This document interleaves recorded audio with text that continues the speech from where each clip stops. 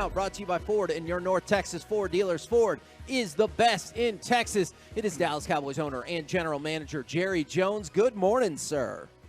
Hey, Kevin, Corey, Mike. Man, it's good to be on this morning. So, did you guys go into that game wanting to make sure that Amazon was getting their money's worth on this TV package? Charlotte sat with her executives during the game, and after the thing was over, she said she looked over with that look in her eye and said, "Hey, did you get your money's worth here? You think we kept them tuned in?" But too much so. Boy, they really were well prepared. I'm talking Seattle. They did a great job of, frankly, executing. The quarterback, we knew coming in they'd try to run the ball a little bit, but then they would be trying to take the ball with the big plays, knockout punches, and that's what they did. And so it was quite an effort on our part to get in that fourth quarter, and basically everybody bucked up and basically took it to the house with great play on both sides of the ball. And that fourth quarter, I remember when I was in college, our coach used to tell us in the fourth quarter, hold your hand up and put four fingers up, because that's when you're not pretty anymore. That's when you're tired. That's when you've been maybe had a tough game. That's when it's got to come to the top, when it's not your best time physically and could be behind. Well, that happened to us last night, and I'm really proud of our group. Jerry, I want to talk a little bit about your tight end last night, Jake Ferguson. We had him on a couple weeks ago to talk a little bit about, just everything that was going on, and he talked about his past and how, being a physical player was really something that he was grown into as a young kid, and even as he went to Wisconsin. And last night, he just seemed to be playing with so much attitude. Did you see the back and forth between him and the Seahawks players, and him putting a stamp on it throughout the evening? His granddad's Barry Alvarez, the great coach there in Wisconsin. And so he comes, his lineage is football through and through. But he was inspirational last night, very inspirational. And he was taking it to them early and late. I'll never forget about a few games, maybe really it was the start of the season, and I was just kind of, how you doing today? And we know how we greet each other. And I looked at him right about the time he was getting ready to go out on the field before the game, and I said, how you feel today? And he looks up at me, down at me, and says, dangerous. Dangerous. Well, I kind of did a take back and looked at him, and boy, he meant it. But he's a physical player that has some great skill, and boy, is he having a year. I know. I was curious your overall takeaway on the defense last night, because I know you said when the game was on the line, they stepped up and made back-to-back stops in drives, and that was huge. Earlier in the game, there were a few things that felt pretty concerning defensively. Well, they were going to use that quarterback's. He's got an outstanding arm. Now, he can hum that ball, and he can throw it downfield really well. And we knew that was going to be the case, and they probably have as good a receivers, plural, as there is in the NFL. By, they're in my mind, they're in the top 10% of receivers, their makeup. And we paid the price. And, boy, he was going to throw that ball quick, and he was getting it out quick, keeping us from getting our hands on him, getting around him. And he was stepping up there and making the throws, and they were making the catches. And I was quite concerned when they came out the second half and made that long drive for a touchdown. That one bothered me because I knew we had made adjustments at the half. The other thing, too, is that it seemed like throughout the evening they were targeting Deron Bland, who, we can't take away the success that he's had with his pick sixes and even the interception last night. But what did you see? What was seen there, you think, by Seattle? They said we can take advantage of that specific guy on that corner. Well, frankly, I thought they were doing a pretty good job all over the secondary, and not to criticize anybody, but how do you look into a player and look for makeup? What's he inside on the players that can have a bad play go against them or bad plays go against them, and then step out there and make great plays? Now, that takes a special makeup. Boy, he's got it naturally. After getting burned there several times, having arguably a rough out, boy, he turns up and makes that great interception. Now, we didn't get a score off of it, but I promise you it inspired us for him to make that interception. And that's as good a catch as I've seen off an interception anytime. I know generally feelings from y'all have been pretty positive about, the general officiating across the NFL. I felt like at times, I get it, don't commit penalties, but I felt like the officials were really overbearing on the game last night, and it felt kind of like that Raiders game Thanksgiving a couple of years ago. Is it possible for officials to get too involved in the game? Oh, I think so. I don't think anybody is satisfied with a game that has 18 called. Each team had 18, I think. Or, it was 19 total. I've just looked at it. But the point is that, no, that's not the way we want to basically have our games go. And usually the areas of concern, if you look, are one area or the other. The crew, and this isn't a criticism, and you notice I'm being very careful because I don't want fine. If I'm going to give some money, I want to give it to Salvation Army. Fair. But the point is that the penalties definitely impacted the game, just that they probably were pretty even-handed. But that crew has a reputation for making those calls. Jerry, how much more can you get out of CeeDee Lamb at this point? Like, this guy, he does everything, and he does it so well. I'm not even surprised at this point by the things that he's able to accomplish. Well, I think he'll take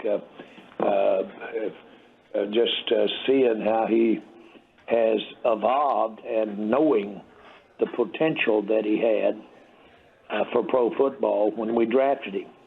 He was there. We didn't think he would be there. We really hadn't given the kind of evaluation that you might if you thought you were going to take a receiver in the first round, and, boy, there he was. I was excited about him, too, because my best friend had just passed away that I played with at Arkansas, and he was number 88 Lamb, and he was an outstanding receiver. So that made it a good one. My grandson basically was saying, man, look at the production, because that was a COVID draft.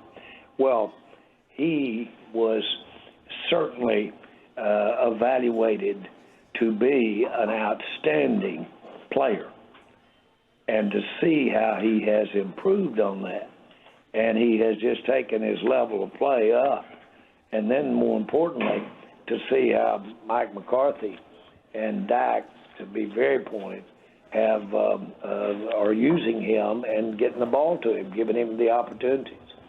And it really is a credit to everybody concerned. Since you just mentioned a really interesting combination with Mike McCarthy and Dak Prescott is Dak's having probably the best season of his career. I'm curious, does the credit for that go to both of them? And what is their relationship like? Do you feel like they have a good relationship? Of course, they really do have, from my perspective, an outstanding relationship. Now, Mike McCarthy has outstanding people skills, and boy, is he he's the prototype of what you want. He's the prototype of what you want on a coach relationship with a player, much less that position at quarterback. And Dak is communicating, and they're your two key decision makers on the entire team relative to what's going on out there. I think it's a great combination. It's ideal, and like I've said many times, Mike would have been in this spot from day one had you not had Kellen Moore, and had he not really had the high opinion of Kellen Moore, and he wanted to, when he came in, Kellen Moore was a big plus for him. But the way this thing has evolved, I feel about as good about that relationship and how they're working together. And Dak believes in what Mike is trying to build here in terms of the offense. And I don't mean to imply that Mike's not involved in the defense either, but still, he's the busiest man in town, and he's doing a great job, McCarthy. Jerry, after the Philadelphia loss, a lot of the analysts were saying, all right, the Cowboys are going to need to win the next 4 games to get to that Philadelphia game to have a chance to possibly still win the division. I know you have to take one game at a time, but now that 4-game stretch is over and you guys went 4-0, were you thinking the same thing after the Philadelphia loss, looking at the future? Well, I think in your question there, you hit it. It really is one game at a time here, and should be for us. We've got to chop wood, so to speak, and we've just got to put our head down, and we've got to figure out how to win a series, win a quarter, and win the game against Philadelphia. And that really is our charge from here on out. Each one of these teams we're going to be playing have their challenges. Philadelphia's obvious. And we've just got to try to somehow be ahead when that final buzzer goes off. So to speak, we really do need to do just what the players are doing, and they're not going to look past that guy in front of them another time until this thing's over this year. I wanted to go back to Dak real quick, Jerry, because we've heard from Micah that Dak walked over late in the game and had some choice words for everybody over there. And Micah said he made me blush. And then the defense goes out there and makes a big stop. And I'll credit Mike, my co-host Mike Bassick. On that 4th down stop, he said this game's over. The Cowboys just won it. And y'all still had to score some points to make that happen. That little talk from Dak Prescott, I don't know, does he do that kind of stuff often, or is it, man, he spoke for the first time in a long time, and we needed it. We needed a wake-up. Let me say this. We have never had a better leader. I used to say that Michael Irvin was the best leader that I had been around as a player, and that's the one with the most stroke, is a leader player. Roger Staubach, I'll never forget when I was asking him when we were moving on from Romo, and I said, I'm really looking at drafting a quarterback here over the next period of time to try to hit on one. Would I get a move-around guy, or would I get a traditional pocket pass, drop-back pocket passer? He said, well, I don't know about that, Jerry, but the most important thing is get you somebody that the team will follow. Well, Dak Prescott's the best Pied Piper for everybody. I'm not just talking about the team. I'm talking about the coaches. He is the Pied Piper of the team, and he does a great job in this area. Often, it's kind of like when you say a player is an overachiever.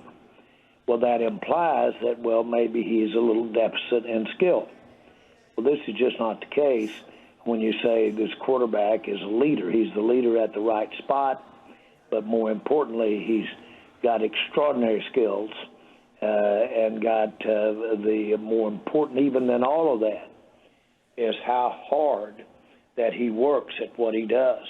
And he works harder than anybody we have known, coming from the classroom to the practice to the field.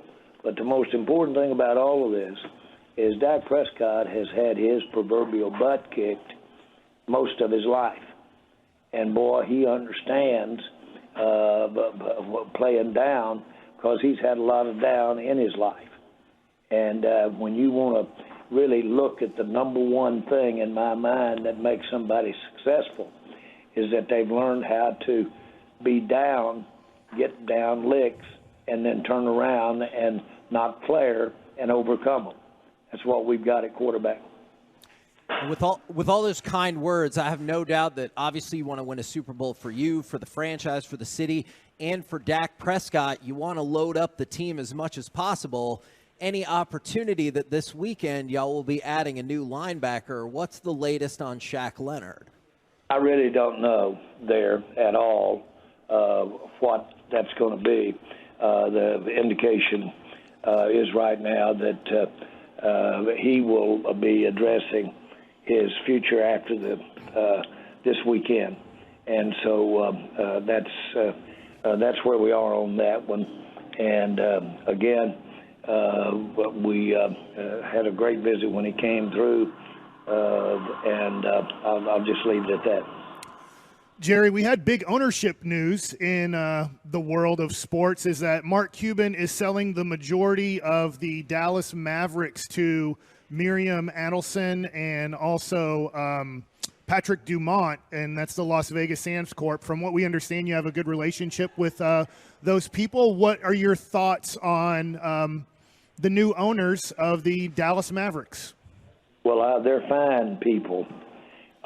They were really in the hunt to build the new stadium that the Raiders have, and not necessarily at that location.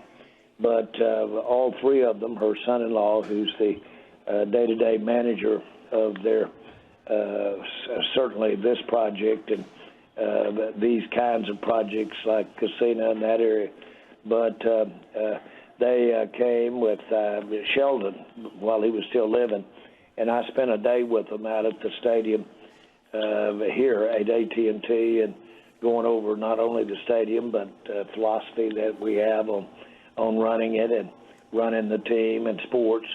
And then I recently had a great meeting with her here in town early fall.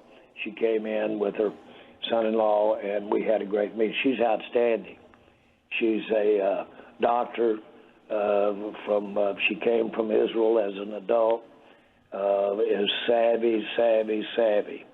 And she's got a good organization about her, with her there, and will unquestionably do a great job. As far as the decision that Mark made, I'll go along with his decisions anytime. And he knows how to make good ones, and he's made them. He's got a great story of his career and what he's done, and he didn't do that being dumb. And so I'll promise you this will be in the best interest, in my mind, of sports and the Maverick fans. And last thing here, Jerry, the conversations that we've been having have been revolving around gambling here in Texas, and it's not legal here. And I'm just kind of curious with that kind of a move, a person who's been in Vegas and understands that. Is there a possibility for a lot of influence in a potential movement for gambling in Texas, and would that be a good ally to have? Well, of course, they have been successful in that area, but sports gaming, for instance, is probably in half the states in the United States. It's not in Texas, but it is in the United States. Now, that's different from location gambling, casino, that kind of thing. But we have great relationships with that industry in Oklahoma. And so I'm very much a proponent of what that does for sports, but I'm more a proponent of having it controlled, having it regulated, having it with accountability. And right now we have millions and millions of dollars that are going out of Texas, and gaming has uniquely, just take our lottery. The overwhelming benefactor with our lottery is our educational system and the kids and going to school. And so I'm a big proponent. It causes the biggest thing it does for sports and the NFL. It causes more people to get involved in a more intense way for longer periods of time watching the games. And that's a big plus. Man, appreciate the insight as always. Good, sir. Congratulations on the win. We will catch up with you next Friday. You bet, guys. Good to be on. Great to be on. Yeah. Heck yeah, it is. Bye, Jerry. Hey, There you Cowboys. go.